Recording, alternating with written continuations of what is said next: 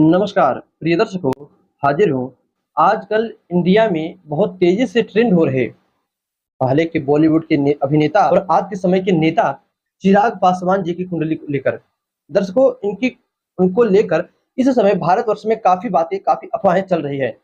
अफवाहें का मतलब, जैसे बहुत लोग कहते हैं कि आने वाले समय में ये अभी तो मंत्री हैं, बिहार के मुख्यमंत्री भी हो सकते हैं और इतना ही नहीं, भारत के प्रधानमंत्री भी हो सकते हैं। दर्शकों, इन्होंने पहले बॉलीवुड में एक फ़िल्म जो 2011 में इनकी आई थी कंगना रनौत जी के साथ, तो उस फ़िल्म में इन्होंने कोई काम किया था, किंतु बॉलीवुड को छोड़कर फिर ये इस नेता की लाइन में, इस राजनीति के क्षेत्र में कैसे आ गए? तो यह सब बातें हम इनकी कुंडली से जानेंगे।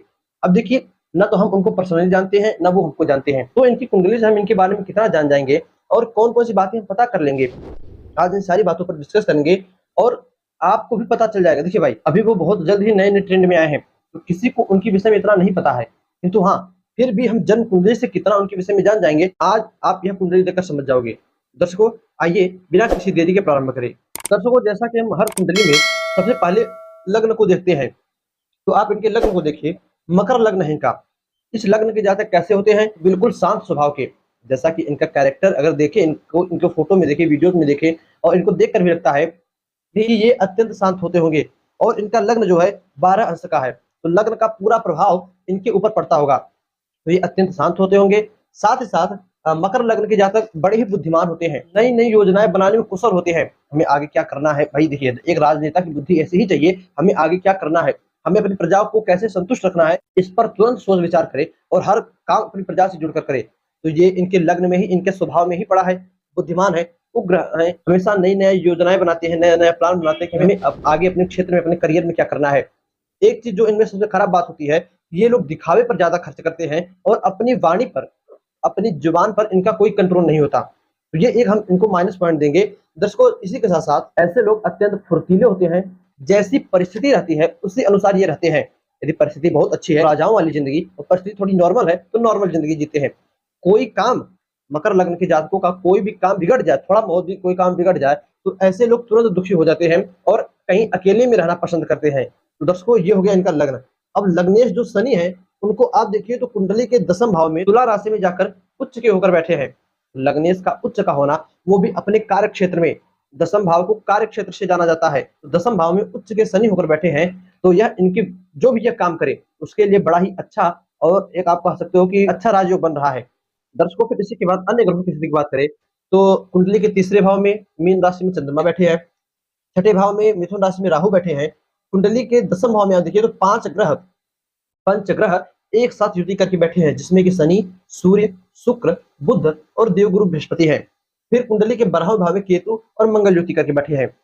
दर्शकों, कुछ मायने में उनकी कुंडली बहुत अच्छी है, तो कुछ मायने में यह कुंडली बहुत बेकार है। जैसे सबसे पहली बात, आप शुक्र को देखिए। यह शुक्र मालव्य योग बनाकर कुंडली के 10म भाव में अपनी स्वराशि में बैठा है। पंच महापुरुष से एक राजयोग बना, मालव्य नामक। फिर दूसरा मीन राशि इनकी बनती है और यह केतु मंगल कुंडली के 12वें भाव में धनु राशि में बैठे हैं और देवगुरु बृहस्पति भी कुंडली के 10म भाव में बैठे हैं। सबसे पहली बात, 10म भाव में 5 ग्रहों का बैठना, ऐसा जातक अपने कार्य क्षेत्र में बहुत ही उतार चढ़ाव देखता भी है और बहुत सारे कामों को करके फिर किसी एक काम में सुटेबल होता है।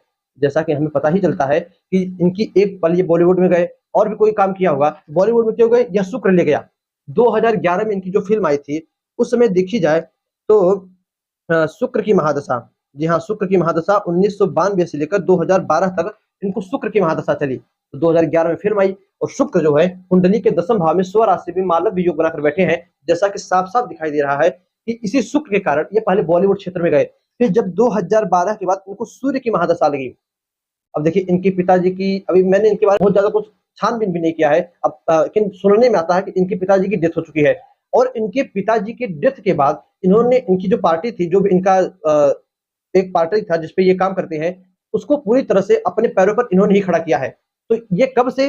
जब 2012 से सूर्य की महादशा प्रारंभ हुई होगी, इतना मैं डेफिनिटली होकर कह सकता हूँ। उसी के बाद यह इस राजनीतिक क्षेत्र में उतरे होंगे 2012 के बाद। क्यों? क्योंकि सूर्य जो है मंत्री की, राजा के कारक है और यह सूर्य जो है, इनको सूर्य की महादशा चली 2018 तक। तो 2012 से लेकर 2018 तक इन्होंने बहुत ही जमकर मेहनत किया होगा और उसी सूर्य की महादशा में इन्होंने जो है अपने उस राजनीतिक क्षेत्र को बढ़ाया होगा और पूरे बिहार में चर्चित हुए होंगे।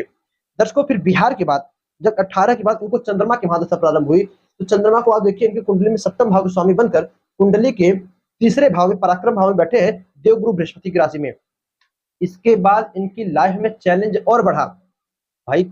सप्तमेश का जो है कुंडली के पराक्रम भाव में बैठना और उसी की महादशा चलना, तो ऐसे जातक की लाइफ में चैलेंज और बढ़ा। ये राजनीतिक क्षेत्र में थे, अब इन्हें पूरे भारत में नाम कमाना था। और जैसा कि देखिए इनका मेहनत, इन्होंने जो चैलेंज एक्सेप्ट किया वह मेहनत इनकी रंग लाई, और आज ये मोदी जी के बगल में, भले ही 5 सीट इन्होंने निकाली हो, मैं नहीं कहता हूँ एक ही सीट निकाली हो, पहली बार चुनाव लड़ा, जहां तक मैं अभी समझ रहा हूँ पहली बार इन्होंने चुनाव लड़ा, और जो है जितना भी इनके क्षेत्र में सीटें थी सब इन्होंने निकाली, और आज मोदी जी के बगल में खड़े हैं। दर्शकों खैर वो सब छोड़ी, सब बातें मैंने करनी, हमें बात करनी कुंडली से। फिर आप एक इनका स्वभाव जानने, इनके लग्न को देख लीजिए, माफ कीजिएगा राशि को देख लीजिए। मीन राशि बनती है, मीन राशि पर इस समय शनि की 7.5 चल रही है। अब भले ही ये मंत्री बन गए हैं, अब देखिए 7.5 में हमेशा कहता हूँ जब 7.5 चलती है, जातक को मानसिक टेंशन बढ़ता है, जातक का चिड़चिड़ापन बढ़ता है। अब वो कैसे बढ़ रहा है उस समय जातक को नहीं पता चलेगा, किंतु जब ये मंत्री बने हैं तो पूरे उस जिले का, उस क्षेत्र का राजभार इनके ऊपर आया होगा। अब ये कुछ काम करेंगे तो कुछ सोचेंगे विचारेंगे, टेंशन बढ़ेगा दिन रात, उसमें भी कोई काम बनेगा कोई काम बिगड़ेगा, तो गुस्सा चिड़चिड़ापन स्वभाव होना ये इनके अंदर है। उग्र स्वभाव, थोड़ा गुस्सा स्वभाव, मकर लग उनके लोग होते हैं, छड़े रुष्टा छड़े तुष्टा वाला, कब गुस्सा आया कब चला गया पता नहीं। तो ऐसे स्वभाव के ये भी हो गए, तो कब इनको गुस्सा आएगा कब चला जाएगा। एक चीज और दर्शकों, शनि सूर्य शुक्र बुध गुरु, इन 5 ग्रहों का कुंडली के 10वें भाव में तुला राशि में होना, जिसमें से कि सूर्य नीच के हो गए, शनि जो है उच्च के हो गए, शनि सूर्य आपस में शत्रु हैं, यह भी एक काफी उतार चढ़ाव वाला क्षेत्र होगा इनके राजनीतिक फील्ड के लिए। फिर दूसरा शुक्र स्व राशि के हो गए, बुध और गुरु यहाँ पर जो है कुंडली के 10वें भाव में बैठे हैं, यह भी जातक को अच्छे, कहने का मतलब है अगर इनको अच्छे सलाहकार मिले, किस चीज के लिए, इनके कर्म भाव के लिए, गुरु और बुध बैठे हैं, वैसे अच्छा सलाहकार तो मिलेगा ही, और ये खुद ही डिसीजन लेने में माहिर है।